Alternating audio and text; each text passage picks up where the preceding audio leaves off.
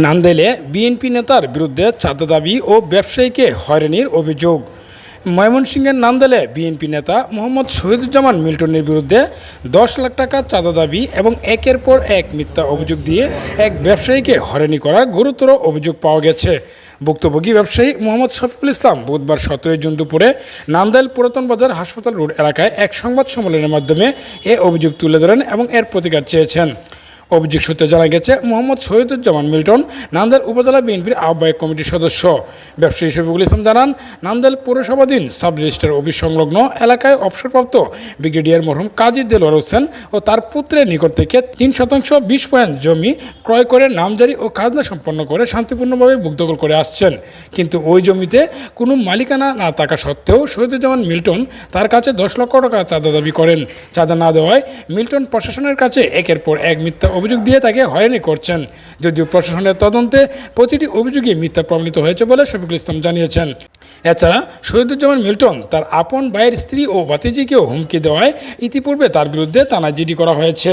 ভুক্তভোগী শফিকুল ইসলাম আরও জানান, অভিযুক্ত মিল্টন অত্যন্ত প্রভাবশালী বেপ্রো ও চাঁদাবাজ। চাঁদা না দিলে তাকে 12 মাসের মধ্যে 14 মাসে জেলে রাখবে বলে হুমকিও দিয়েছেন, যার প্রমাণ তার কাছে রয়েছে। তাই তিনি মিল্টনের হয়রানির হাত থেকে রেহাই পেতে প্রশাসনের হস্তক্ষেপ কামনা করছেন। অভিযুক্ত শহীদুজ্জামান মিল্টনের সাথে যোগাযোগ করা হলে তিনি চাঁদা দাবির বিষয়টি অস্বীকার করে বলেন, তার পৈতৃক সম্পত্তি শফিকুল ইসলাম বেআইনিভাবে দখলে নিয়েছে। তাছাড়াও সরকারি সম্পত্তি দখলে নেওয়ায় শফিকুল ইসলামের বিরুদ্ধে অভিযোগ দেওয়া মিথ্যা অপবাদ ছড়াচ্ছে। আমি প্রশাসনের নিকট অভিযোগ দিয়ে রেখেছি। বিল্ডিং যখন শুরু করি তখনই মিল্টন সাহেব আমাকে বলছে যে তুমি আমাকে 10 লাখ টাকা বেশি না দেও, তাহলে আমি বিভিন্নভাবে এটার উপরে হয়রানি করবো।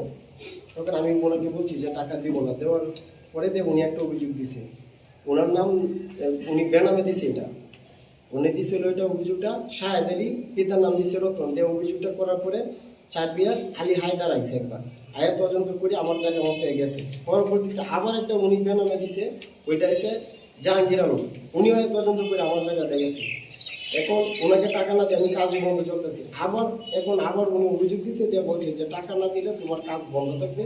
আমি বিভিন্নভাবে সে আমার কাছ থেকে টাকা 10 লক্ষ টাকা চাঁদা চেয়েছে, না দিলে আমাকে মিথ্যা মামলা ও হয়রানি মূলকভাবে আমাকে যে কোনোভাবে সে ফাঁসাবে। এবং উনি সরাসরি আমার কাছে রেকর্ডিং আছে, বলছে যে 12 মাসের মধ্যে 14 মাসেই তোমাকে আমি জেলে রাখবো, যদি আমাকে 10 লক্ষ টাকা চাঁদা না দেয়।